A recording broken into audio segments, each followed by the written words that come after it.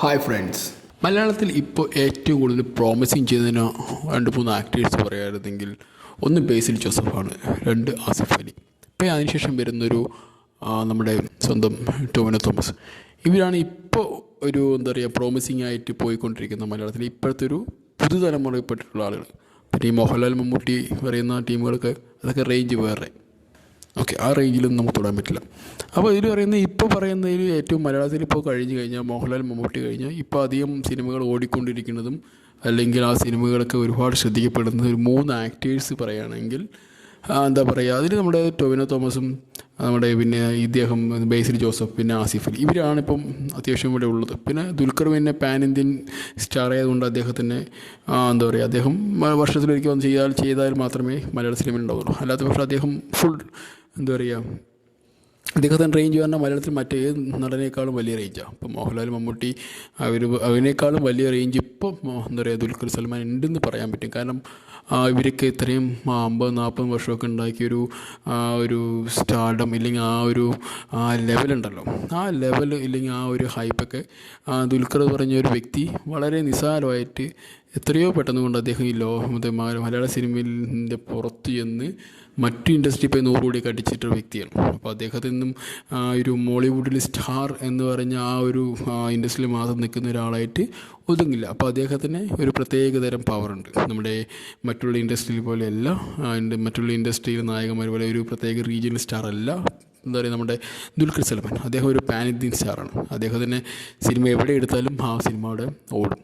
അതാണ് അദ്ദേഹത്തിൻ്റെ ഒരു സ്റ്റാർഡം ഇല്ലെങ്കിൽ അദ്ദേഹത്തിൻ്റെ ഒരു കരിഷ്മ ഇല്ലെങ്കിൽ അദ്ദേഹത്തിൻ്റെ ഒരു ഹീറോയിസം. അത് വേറെ ഒരു നടനെയും മലയാളത്തിൽ അവകാശപ്പെടാൻ പറ്റില്ല. അത് ചിലപ്പോൾ തമിഴിലും പറ്റില്ല, ചിലപ്പോൾ വേറെ ഏത് ഭാഷയിലും പറ്റാത്തൊരു ഹിന്ദിക്ക് ആളിലും പറ്റില്ല. കാരണം ഹിന്ദിയിലൊരു നായകൻ വന്നിട്ട് തെലുങ്കിൽ മൂവി എടുക്കുക, അങ്ങനെ ഏത് മൂവി എടുത്താലും പറ്റാത്തൊരു പരിപാടിയാണ് ദുൽഖർ സൽമാൻ എന്ന് പറഞ്ഞ വ്യക്തി. അപ്പോൾ ദുൽഖർ എന്ന് പറഞ്ഞൊരു പ്രത്യേകത ഒരു അദ്ദേഹത്തിന് പ്രത്യേകതര ഒരു ചെയറുണ്ട് മലയാള സിനിമയല്ല ഇന്ത്യൻ സിനിമയിൽ. അപ്പോൾ അദ്ദേഹത്തിന് തുടരുന്നത്. അതിനുശേഷം മോഹൻലാൽ മമ്മൂട്ടി, അവർ ഈ ഒരു കോയിൻ്റെ രണ്ട് പക്ഷത്തുള്ള രണ്ടുപേരും ഓൾറെഡി പ്രൂവ്ഡാണ്, അവരെയും തുടരാൻ പറ്റില്ല. അപ്പോൾ ഈ കുറേ കാലമായിട്ട് നോക്കുകയാണെങ്കിൽ നമ്മൾ ഏറ്റവും പ്രോമിസിങ് ആയിട്ടുള്ളൊരു 3 ആക്ടേഴ്സ് എടുക്കേണ്ടത് ഈ കുറച്ച് കാലങ്ങളായിട്ട് നോക്കുകയാണെങ്കിൽ അതിൽ എന്ത് വന്നാലും നമ്മുടെ ബേസിൽ ജോസഫ് ഉണ്ട്, പിന്നെ ടോവിനോ തോമസ്, പിന്നെ ആസിഫ് അലി. ഈ 3 പേരുടെ കഥ അവരെടുത്ത് സെലക്ട് ചെയ്യുന്ന സിനിമകൾ നോക്കുകയാണെങ്കിൽ ഒരു രക്ഷയില്ലാത്ത സിനിമയാണ്. കാരണം ഇവർ 3 പേരും എന്താ പറയുക, ആ ഓരോ ക്യാരക്ടറായിട്ട് എടുക്കുന്ന ഡെഡിക്കേഷൻസ് ആയിക്കോട്ടെ, അവരെടുക്കുന്ന ആ ഒരു വെറൈറ്റി സ്റ്റോറി, അതിനനുസരിച്ച് അവരുടെ ആ ബോഡി ലാംഗ്വേജ് മാറ്റുക. അപ്പോൾ അതിലെടുത്ത് പറയേണ്ടത് ടോവിനോ തോമസ് പറഞ്ഞാൽ അദ്ദേഹത്തിൻ്റെ ഓരോ സിനിമകൾ വ്യത്യസ്തമാണ്. ഇപ്പോൾ എക്സാമ്പിൾ ലാസ്റ്റ് ആണെങ്കിൽ എ ആർ റാമിൽ അദ്ദേഹം ചെയ്യുന്നൊരു 3 ക്യാരക്ടർ അങ്ങനെയുണ്ട്. അദ്ദേഹം ആ 3-2 ക്യാരക്ടർ ചെയ്യുന്നുണ്ട്. ആ ക്യാരക്ടറൊക്കെ നോക്കുകയാണെങ്കിൽ വളരെ വ്യത്യസ്തമായിട്ട് ചെയ്തിരിക്കുന്നത്. കാരണം അദ്ദേഹം എടുക്കുന്ന എഫേർട്ട് വളരെ കൂടുതലാണ്. അതുപോലെ തന്നെ ആസിഫ് അലി എടുക്കുകയാണെങ്കിലും ആസിഫ് അലിൻ്റെ ഓരോ സിനിമ എടുക്കുകയാണെങ്കിൽ തലവൻ മുതൽ ഇവർ നോക്കുകയാണെങ്കിൽ ഈ അടുത്തിറങ്ങിയിട്ടുള്ള കിഷ്കിന്ധ കാണ്ഡം വേറെ നോക്കുകയാണെങ്കിലും വളരെ വളരെ വ്യത്യസ്തമായിട്ടുള്ള സിനിമ അദ്ദേഹത്തിന്. അപ്പോൾ അതൊരു വേറെ ഒരു ഏരിയ. അപ്പോൾ ഈ സിനിമകളിൽ തന്നെ ഇവിടെ ഈ സമൂഹത്തിൽ ചർച്ച ചെയ്യപ്പെടുന്നുണ്ട്. പിന്നെ അതിനുശേഷം ഏറ്റവും കൂടുതൽ ചർച്ച ചെയ്യപ്പെടുന്ന യൂത്ത് ആയിട്ടുള്ള പ്രോമിസിങ് ആയിട്ടുള്ളൊരു മറ്റൊരു ആക്ടർ നമ്മുടെ ബേസിൽ ജോസഫ്. അദ്ദേഹത്തിൻ്റെ ഓരോന്ന് നോക്കുകയാണെങ്കിൽ ഇപ്പോൾ നമ്മുടെ അദ്ദേഹത്തിൻ്റെ ഒരു ഉപമയ്ക്ക് പോലും പറയുന്നുണ്ട് അദ്ദേഹം നെക്സ്റ്റ് നമ്മുടെ ഒരു ശ്രീനിവാസനായിട്ട് വരും. കാരണം ശ്രീനിവാസൻ പറഞ്ഞാൽ എല്ലാത്തിലും കഴിവ് തെളിയിച്ചൊരു വ്യക്തിയാണ്. ആ ഒരു കഴിവ് തെളിയിച്ച വ്യക്തി എൻ്റെ അതേ ഒരു രസക്കൂട്ടാണ് നമ്മുടെ ബേസിൽ ജോസഫ് എന്ന് പറയുന്നത്. കാരണം ബേസിൽ ജോസഫ് അത്രയും വളരെ വ്യത്യസ്തമായി അദ്ദേഹം സംവിധാനം ചെയ്ത അതൊരു വലിയ ബ്രില്യൻസ് ആയിരിക്കും. അദ്ദേഹത്തിൻ്റെ ഒരു 3 സിനിമകൾ പോലെയാണെങ്കിലും ആ 3 സിനിമയിൽ ബ്രില്യൻസ് പറയുന്നത് നമുക്ക് മലയാളികൾക്ക് ഒരിക്കലും മറക്കാൻ പറ്റില്ല. അതാണ് ഈ 3 ആക്ടേഴ്സിന് ഞാൻ മനസ്സിലാക്കുന്നത്. കാരണം നമുക്കിപ്പോൾ മലയാള സിനിമയ്ക്ക് ഇല്ലെങ്കിൽ ഇപ്പോൾ മലയാള സിനിമേൻ്റെ പുറത്ത് ഇപ്പോൾ ഈ 3 ആക്ടേഴ്സിനെ കാണിച്ച് പറയുമ്പോഴും മലയാള സിനിമേൻ്റെ 3 ആക്ടേഴ്സാണെന്നും ഇവരുടെ സിനിമകൾ നിങ്ങൾക്ക് എന്താ പറയുക, നിങ്ങൾക്ക് കാണാം, നിങ്ങൾ കണ്ടു നോക്കൂ, അവർ ഓരോ കഥാപാത്രം വ്യത്യസ്തമായി ചെയ്തുകൊണ്ടിരിക്കുന്നു എന്നൊക്കെ എടുത്ത് കാണിച്ച് കൊടുക്കാൻ പറ്റും. അതുപോലെ അത് അങ്ങനെ പറയാനുള്ള മറ്റു ആക്ടേഴ്സൊന്നും ഇല്ല എൻ്റെ അറിവിൽ ഇപ്പോൾ ഉള്ളത്, ഇല്ലെങ്കിൽ ഇനിയുള്ള ഉണ്ടാകുമ്പോൾ വരെ തന്നെ.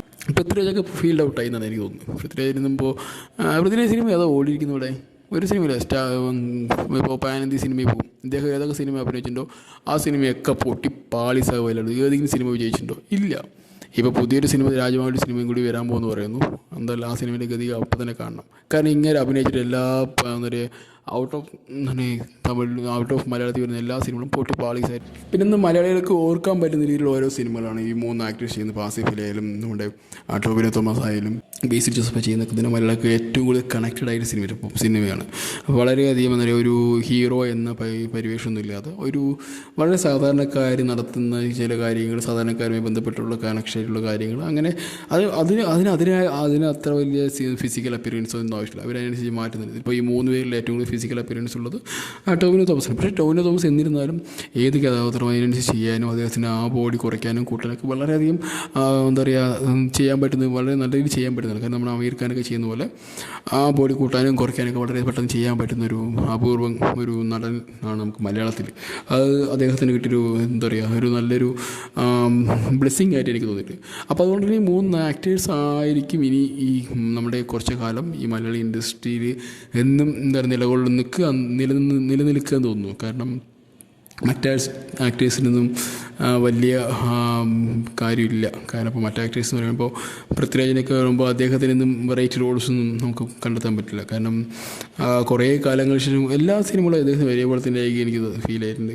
വലിയ വ്യത്യാസം ഉണ്ടല്ലോ, ആ രൂപത്തിൽ ഒക്കെ തന്നെ ആയിരിക്കും. മുടി വെട്ടി മുടി കുറച്ചു അങ്ങനെ പരിപാടി മാത്രമേ ഉള്ളൂ. അല്ലാതെ ആ ഒരു വ്യത്യസ്തത വന്നിരിക്കുന്നത് ആടുജീവിതത്തിലായിരുന്നു. ആടുജീവിതം അങ്ങനെ ആ ഒരു എന്താ പറയുക, ആ മേക്കപ്പിൻ്റെ ബേസിൽ അങ്ങനെ നിന്ന് പോയി എന്നാണ് എനിക്ക് തോന്നുന്നത്. വേറെ ഒന്നും തോന്നിയില്ല. എന്നാലും അപ്പോൾ എന്തായാലും മലയാള സിനിമേൻ്റെ ഒരു 3 തൂണുകളായി ഇനി ഇവർ മാറും, അല്ലെങ്കിൽ മാറണം. കാരണം അതിനുള്ള കഴിവും അവർക്കുള്ള അതിനുള്ള എന്താ പറയുക ഡെഡിക്കേഷൻ ഉള്ളത് കൊണ്ട് മാറും. പിന്നെ ബേസിലിൻ്റെ ഒരു കാര്യം പറയുകയാണെങ്കിൽ ബേസിൽ ഒരു ഡയറക്ടറും കൂടി ആയതുകൊണ്ട് അദ്ദേഹം ആ രീതിയിലും ഷൈൻ ചെയ്യും. എന്തായാലും നല്ലൊരു മലയാള സിനിമയുടെ ഒരു 3 പേര് അടിത്തട്ടായി മാറട്ടെ എന്ന് ഞാൻ ആശംസിക്കുന്നു. Okay, bye, see U.